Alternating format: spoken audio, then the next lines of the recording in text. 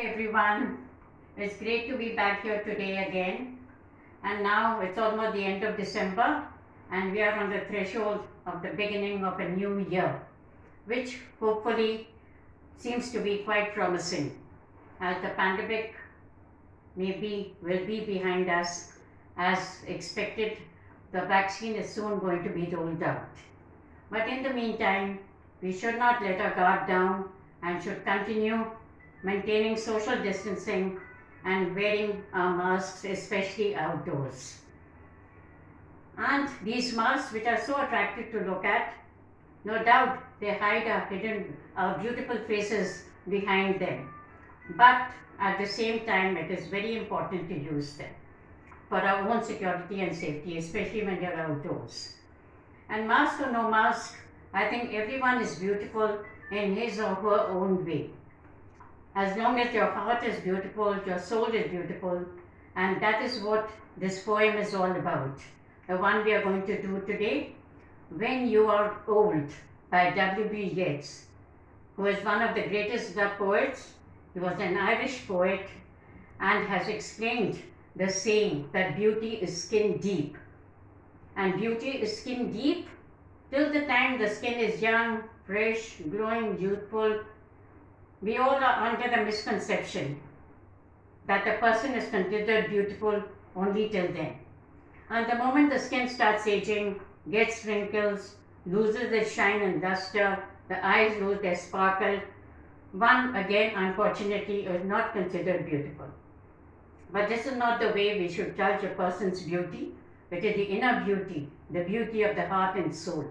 And that is what he has portrayed in this short poem, a poem of few lines, and he talks of his own experience, that of when he was young and was in love with a beautiful stage actress of those times.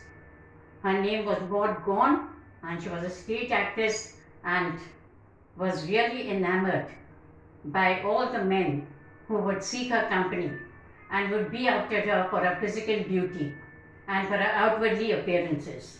But it was W.B. Yeats, the poet himself, who loved her for a pilgrim soul. And pilgrim soul, our souls are on a pilgrimage from heaven to earth and back to heaven. And while it's on its pilgrimage, always in the search of truth and something meaningful. But Maud Gonne did not realize it then, and she always rejected his love and did not respond. And that is when he was young, he writes this book of poems which he wants her to pick up and read when she becomes old. And not when she is young, when she becomes old and infirm. And he wants her to realize that the love of the others was just temporary and false, whereas his love was true love and was permanent. And that is why he begins by saying, and he imagines her sitting on a rocking chair, sitting by the side of the fire as she becomes old and grey, and nodding her head because she can't sit straight, and then dream of the soft look which she had earlier on when she was young. And he begins the poem by saying, when you are old and grey and full of sleep. Full of sleep? Because obviously her eyes will not have that youthful look. They will have that tired and sleepy look. And nodding by the fire. And she'll be sitting by the side of the fire, nodding her head as she cannot sit straight. Take down this book and slowly read and dream of the soft look. And what is she going to dream of? Because that has now become a dream. Her beautiful, youthful looks. And that is what he wants her to remember and realize. Your eyes had once, and of their shadows deep. And there are shadows beneath the eyes. The eyes have lost their youthful look. And he wants her to pick up this book of poems when she's old and grey and remember her youthful looks. How many loved your moments of glad grace. And then remember all those who had loved her for her physical beauty, for her outward appearance, for her graceful looks, and loved your beauty with love also too. But unfortunately, that love has taken wings. All those who were enamored by her beauty, physical beauty, have now lost their love for her because that beauty has faded. And loved your beauty with love also true, and loved the soul, but one man loved the pilgrim soul in you.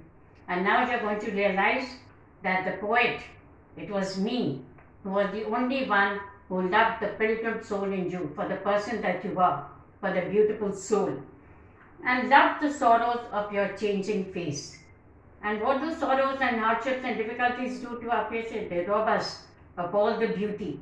As we grow older and older, the sorrows and sadness which rob us of the beauty and graceful looks which we have when we are young. And loved the sorrows of your changing face. But he was the one who loved her through thick and thin, and loved her permanently. And bending down beside the glowing bars, the iron bars which are placed in front of the fire to protect us, and they are lit up with the fire which is burning. And bending down, as she bends down beside the glowing bars, murmur a little sadly. And what is she going to say to herself? A little sadly, how love fled. Now here, love has been used as a personification. It's been personified as a person. Earlier on, we have seen similes, imagery, metaphors being used to portray the idea. Here, the poet has used love and personified love as a person. And what has happened to that love which he had for her? Not that he is dead and gone now, he is very much alive. But he has also become old, and that love has fled, that love has also vanished into thin air. And paced upon the mountains overhead, and where has the love disappeared? It has just vanished over mountains overhead, and hid his face amid a crowd of stars. And where is that love hidden? His face amidst a crowd of stars. So the crowd of people who loved her, now he is the one whose love she will crave for and she will regret. And that is why he writes this book of poems when he is young and wants her to pick it up and read when she is old.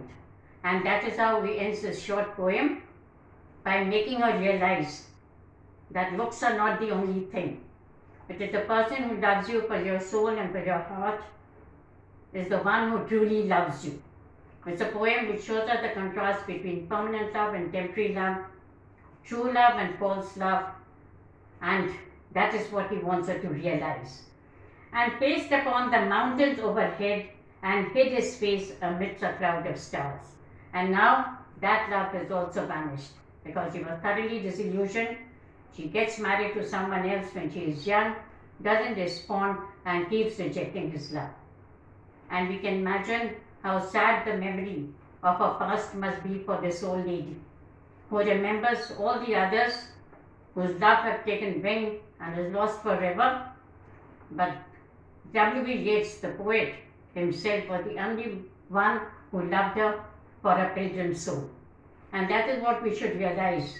And that is what the poet has portrayed very clearly, that beauty is skin deep, and we should not get enamored and carried away by physical appearance, by outwardly appearance of a person. It is the heart and soul, the pilgrim soul, which is on a pilgrimage from heaven to earth and back to heaven, always in search of something true, in search of the truth and something meaningful. And we can imagine the memory the old lady has while sitting on the chair, remembering her past. And the poem has a spiritual bliss because it talks about the love of the heart and the soul. And it has a sad underlying tone. But even though it's a short poem, we can realize the feelings of the poet and also the feelings of the old lady, Maud Gonne, as she becomes old, sits on that rocking chair and reads a book of poems which the poet has written when he was young and was thoroughly disillusioned because Maud Gonne never accepted, always rejected his love. So from here we learn a lesson that we should not get carried away by the physical beauty of a person, but it is very short-lived and very temporary, and cannot judge a person by his outwardly appearance. So it's a short poem, no doubt, but it teaches us a lot. And we should look within ourselves and the person's heart and soul, how kind and generous, and what a good human being the person is. And that is how we should judge a person. So thank you so much for watching. Again, we will come again with another poem with a lot of meaning and lot of sense it does make. Because unless we read these kind of poems, we do not realize the value of a person's inner beauty and the value of a person's heart and soul. And not only worldly, materialistic goods and worldly appearance that matter. So bye for now. And before I end, let me wish you all a very happy new year. I am sure it's going to be much happier than the previous one. All of us have faced and braved this pandemic, but still have a long way to go. So you must take care so that you are safe, and if you are safe, like we have said before, others are safe too. So bye for now, and see you most probably sometime next year.